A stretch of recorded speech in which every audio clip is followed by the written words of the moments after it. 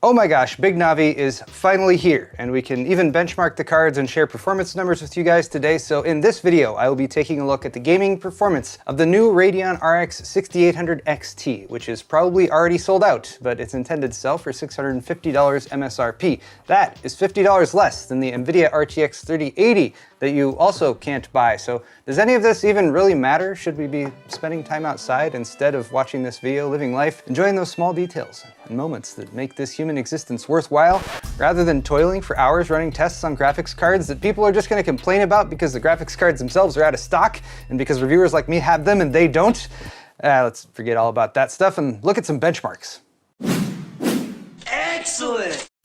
Corsair has new cases. The 4000 series presents a solid mix of looks, functionality, and affordability for new and veteran PC builders alike. A spacious interior and the rapid route cable management guides make for easy assembly with room for up to 620mm or 440mm fans. The 4000D Airflow features an optimized airflow-focused front panel, while the iQ 4000X sports sexy tempered glass panels and is RGB ready with the included lighting node core. Click the sponsor link in the description for more.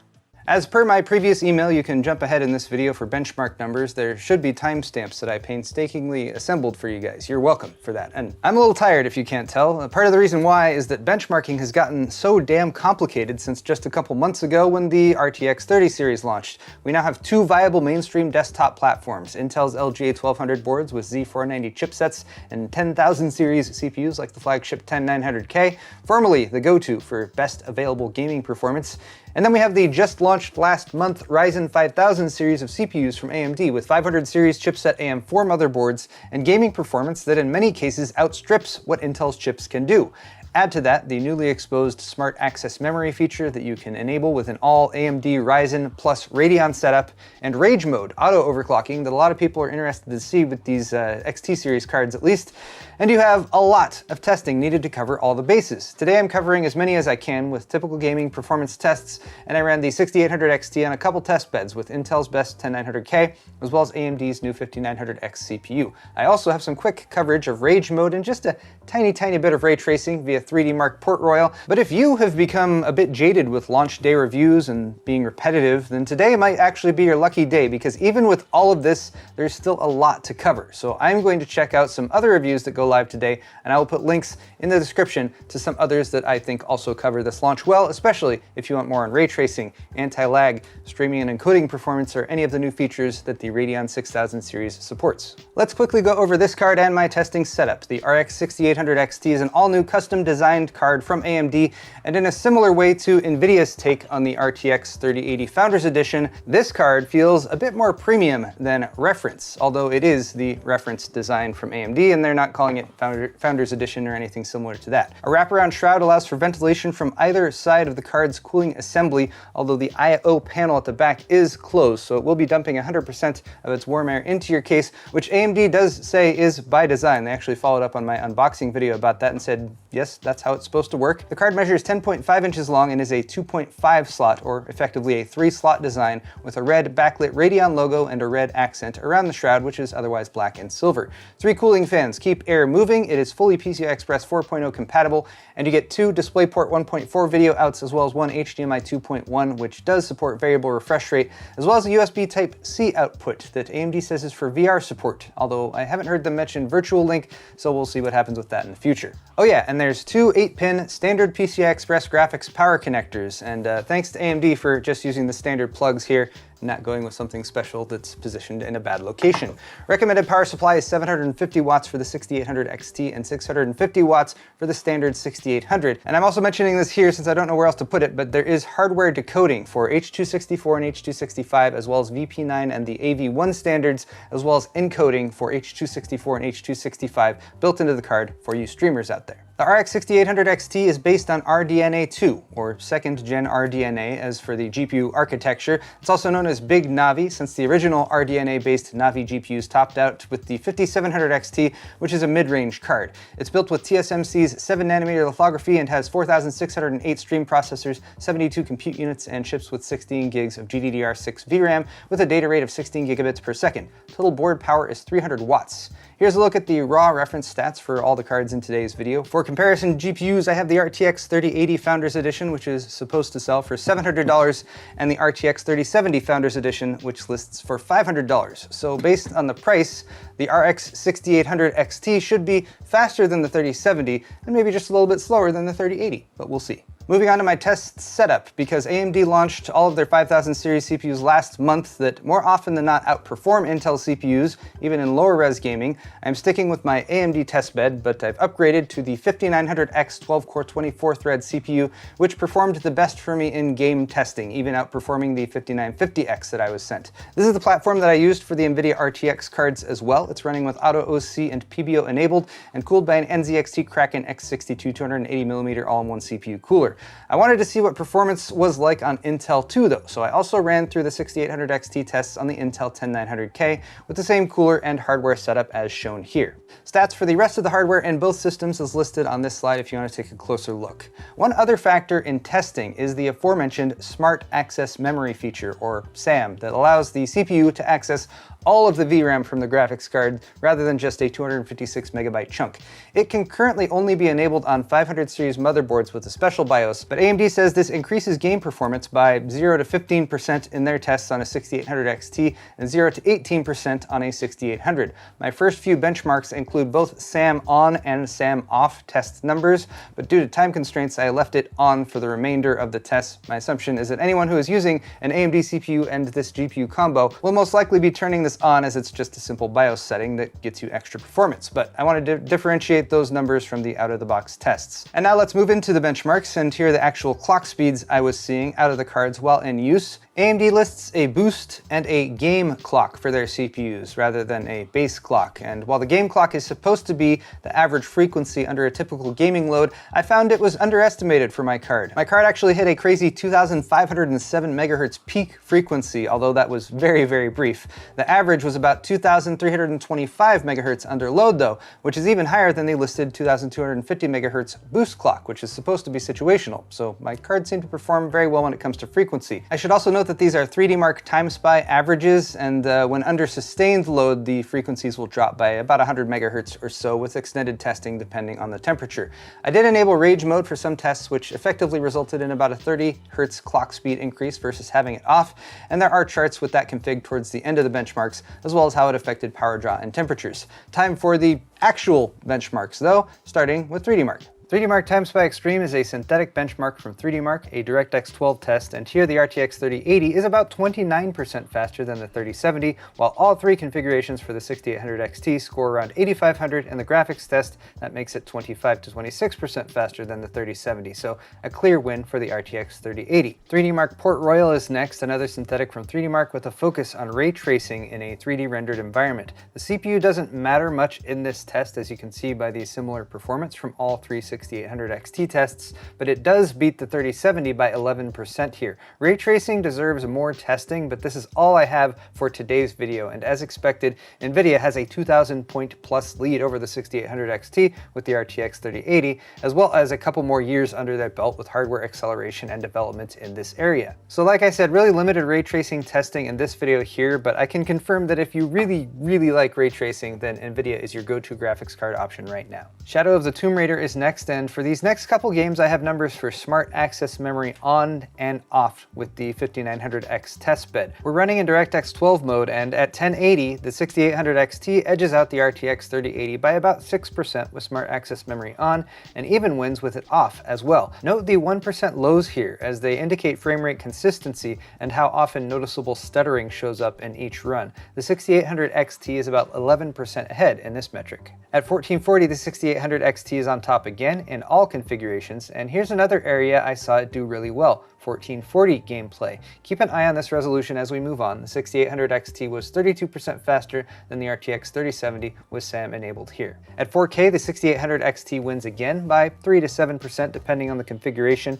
and again thoroughly routes the RTX 3070 by 40% in the top set of tests. Here is Metro Exodus, which is one of the games that Intel still beats AMD on when it comes to CPU performance, which is reflected in the 6800 XT plus 10900K win of more than 30% above above the RTX 3070 at 1920 by 1080. The 5900X testbed drops about 3% in terms of frame rate from the 10900K here. At 1440, we have a similar distribution for the tests, with reduced frame rates of course, about the same drop-off for the AMD testbed versus Intel, and the 6800 XT is about 30 to 33% faster than the RTX 3070. At 4K, the 3080 makes a comeback and is only beaten by the 6800 XT paired with the 10900K, and again, this is a trend that will continue as the RTX 3080 seems to be doing the best job matching or beating the 6800 XT at 4K versus 1440 or 1080. I believe this is due to the faster GDDR6X memory on the 3080 with its faster 19 gigabits per second data rate. For the rest of the tests, I simplified things a little bit. I just have Smart Access Memory on for the 5900X. FYI, there are no more 5900X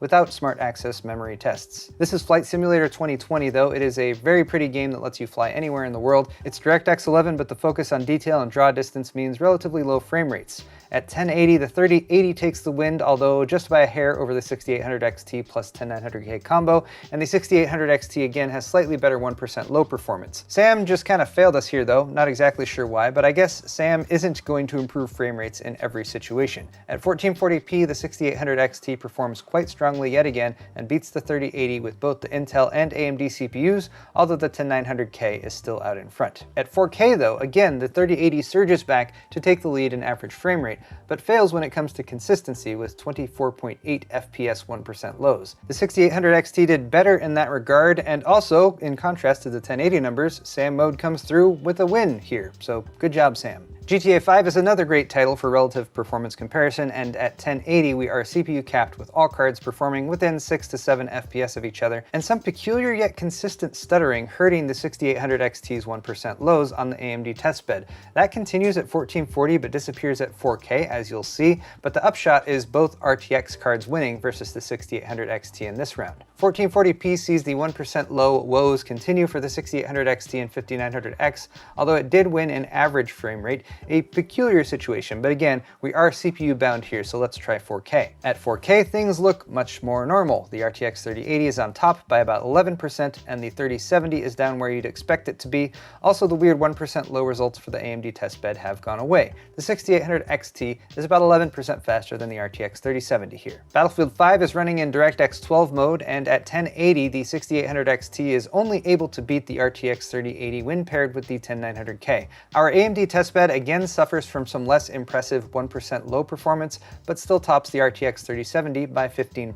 In the 1440 race, the 6800 XT shows that it just really likes the 1440 res, and while the 1% lows aren't where I'd like them to be with SAM mode on, 40 and 47% wins over the RTX 3070 are nothing to sneeze at. Remember, the 3070's performance is right about on par with a 2080 Ti. At 4K, the 6800 XTs win again, although not by as much as at 1440, and fortunately the 1% lows have recovered. And the top 6800 XT score is 42% faster than the RTX 3070. Death Stranding is next, using DirectX 12 and running at the very high preset at 1920 by 1080. The 6800 XT is ahead of both NVIDIA GPUs, regardless of the platform it's running on, and at best, it's 22% faster than the RTX 3070. At 1440, the 10900K edges out the 5900X when paired with the 6800 XT, and again, we're looking at 30 and 32% more frames than the RTX 3070. And at 4K, the 3080 catches up a bit, but still can't take the lead. The 6800 XT is 4.2% faster than the 3080, and 32% above the RTX 3070. Doom Eternal is my final game and the only Vulkan title in this batch, and it's a lot of fun because demons make funny squishing sounds when you splat them.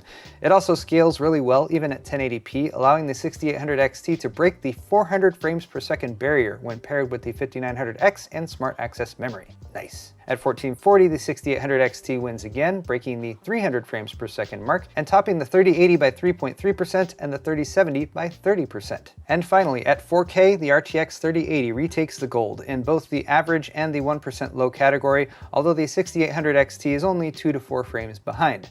I wonder what could be done to make up for that margin. Okay, a summary on all of those gaming benchmark numbers soon, but let's talk about Rage Mode first. It is a one-button overclock available in the AMD Radeon software UI, and it's only for the XT models apparently, since it's not available on the RX 6800.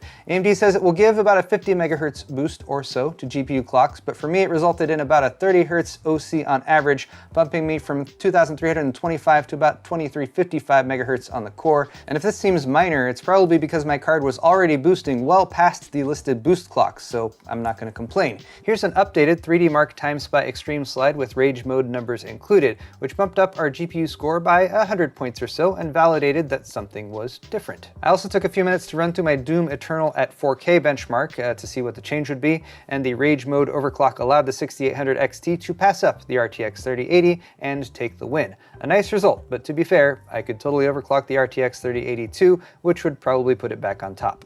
Here are the peak temperatures recorded for each card across all tests, and note that the Radeon cards have a hotspot temp listed now, which is the hottest spot from an array of sensors on the GPU die. The hotspot tolerates much higher temperatures and can go up to 110 degrees Celsius during typical use according to AMD, although mine peaked at 98C even with Rage Mode on. AMD says this is a big reason why big Navi GPUs can hit much higher clock speeds versus first-gen RDNA. Just a more granular look at the temperature with a higher tolerance for specific hotspots. It does make comparing temperatures to NVIDIA a bit more confusing, but the average temperature listing can be used for that. By that metric, the 6800 XT did run just a few degrees warmer than the RTX 3080, and again, while I'm not set up to do scientific measurements for noise levels, I will say that the RTX 3080 still wins as the quietest card. The 6800 XT isn't loud by any stretch, but when all three fans get going, there's just more of an audible whoosh than with the 3080.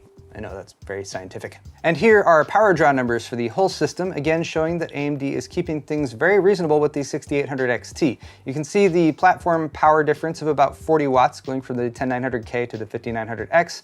And while the 3070 remains the most efficient from this group, the 6800 XT is only drawing about 20 watts more when Rage Mode is on, and still keeping about 30 to 50 watts below the average draw of the RTX 3080 setup. And here are my overall numbers, my summary, and hello to any of you guys who jumped straight ahead to this. Way to cut through the fluff and get on with your life. These are overall numbers evenly weighted by game though, and we're using the RTX 3070 as the 100% baseline. Remember that at 1920 by 1080, some of these tests are CPU limited, even at 1440 for some of them, which is why there's more of a difference at 1440 and 4K. But considering here that the RTX 3070 is a pretty good equivalent for the RTX 2080 Ti, which was $1,200 or more just a couple months ago, AMD has made up a huge amount of ground here, and I think has delivered a card that keeps up very well with NVIDIA at the high end of the market, and even outperforms the RTX 3080 in many situations. I think the 1440 performance actually and the consistency with 1% lows that I saw are the highlights for me. This pricing chart shows the relative performance with prices too, and yes, I know that these prices might as well be a work of fiction for right now, but we must use something there, and since AMD and NVIDIA are both most likely sold out at this point, then I think staying with the intended MSRPs is fair for now. Given that AMD has had some ground to make up, and that the extra features like ray tracing support are still not as competitive for them, I think the $50 price cut for a little bit more performance when it comes to shading and rasterization is a good place to position the 6800 XT relative to the RTX 3080. So in closing, I will repeat, in the 6800 XT, AMD has delivered a card that competes with NVIDIA at the high end of the gaming GPU market. That in and of itself is a big win, given how far behind they've been, and even if you don't buy a 6800 XT or a 6800 or a 6900 XT when they launch, you should be happy about the competition and how it has forced NVIDIA to come in at more competitive prices with the 30 series.